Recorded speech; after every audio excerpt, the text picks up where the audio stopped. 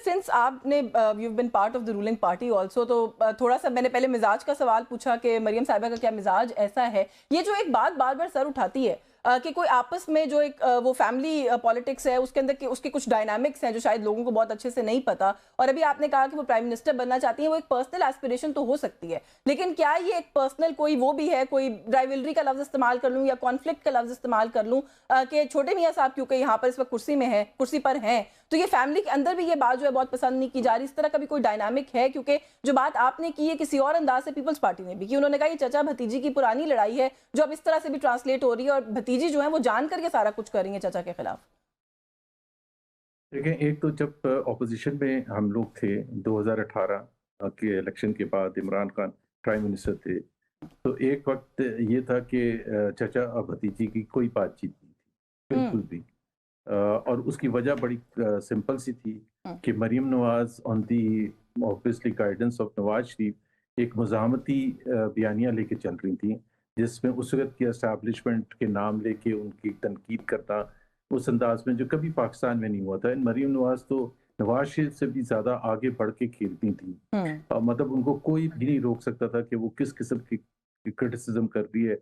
और जो आपके शहबाज शरीफ साहब थे, वो मज़ामती बयानियाँ लेके चलते थे। लेके इसलिए नहीं चलते थे कि जी वो समझते थे कि ज़्यादा अच्छा है या ख़राब है। ही believed in that, he believed कि जी कन्फ्रंटेशन ने हमें पहले 3 दफ़ा नुकसान पहुँचाया है, 1993 में, 1999 में, 2018 में। एंड उसका जो कन्फ्रंटेशन से कुछ हासिल नहीं होता, मिलिट्रीज के साथ कन्फ्रंटेशन से। So he was always of the opinion, he never, ये नहीं कि वो एक जबरदस्ती कुछ कर रहे थे। बहुत से लोग आज भी बात करते हैं कि जी वो तो इतने पॉलिश करते ही वो, जी। He has this thing. तो इन हिज फेवर मैं यही कहूंगा कि वो पब्लिक में भी वो बात करते हैं जो प्राइवेट में बात करते हैं। प्राइवेट में बात के बैठ के वो कोई तनकीद नहीं करते, उनका पॉइंट ऑफ व्यू है।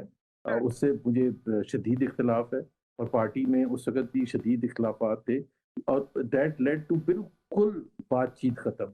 और जो शहबाज शरीफ ग्रुप के लोग थे, जिस तरह अता तारड़ हैं या मलिक अहमद हैं जो स्पीकर हैं पंजाब असेंबली के, टू नेम अ फ्यू, ये कभी जाती उम्रा भी नहीं आते थे मरीम नवाज़ के साथ।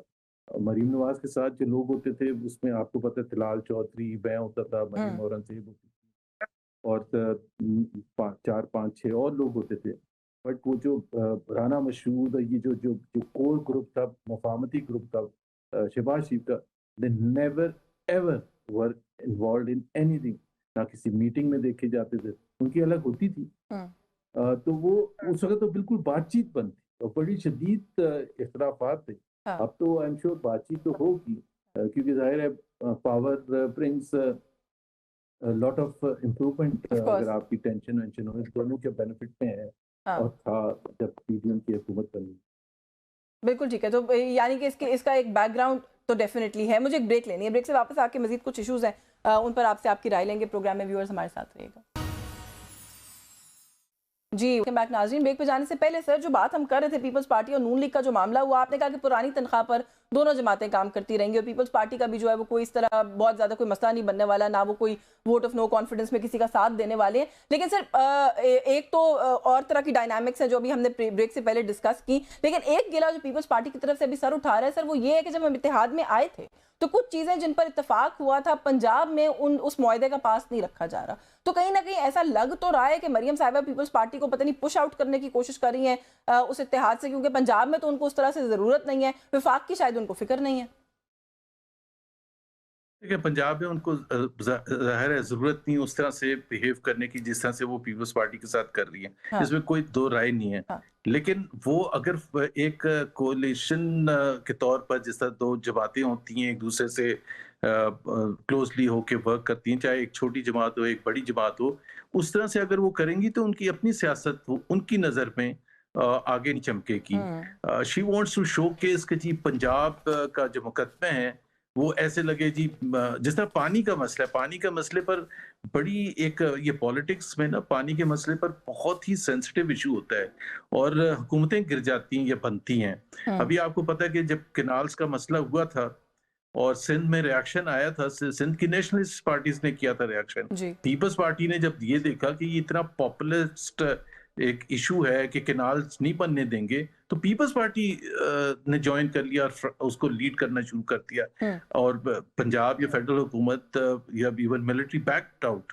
सो ये इतना सेंसिटिव होता है। तो she is very very ambitious, she is very advocatic, there is no question about it कि वो डिसेंट को एक्सेप्ट करें, किसी किस्म का भी डिसेंट को, किसी मशवरे को एक्सेप्ट। इसीलिए आप देखते हैं कि वो ऐसी ऐसी बातें करते हुए नजर आती हैं जो कि एक मेरा नहीं ख्याल है कि करनी चाहिए कि जी वो बच्चे ने माँ की वो लगाया हुआ था, गाना लगाया हुआ था और वो मेरा वो साफ कर रहे थे तस्वीर, जैसे वो कल एक आया था, वीडियो आया था, जी जी इसी किस्म की चीजें, मतलब तस्वीरें लगवाना अपना। अभी आप खुद सोचें यशवीन के सैलाब ज़ाहिर है बहुत दर्दनाक चीज़ थी। मैं ये नहीं कह रहा कि मरियम नवाज़ को कितना और काम करना चाहिए था या क्या, बट आपने जब वो डब्बे तैयार किए खाने के जिसमें 6 रोटियां थी, सेब था और पता नहीं क्या-क्या था, तो उस पर तस्वीर लगी तो उसका ठेका किसी ने दिया होगा ना। जाहिर है। उसका ख्याल आना उस मौके पर जब लोगों को खाना चाहिए और someone in Lahore secretariat was giving ठेका टू इंश्योर कि जी ये तो रोटी वोटी तो होगी लेकिन इसमें ऊपर तस्वीर भी होगी मरियम नवाज की।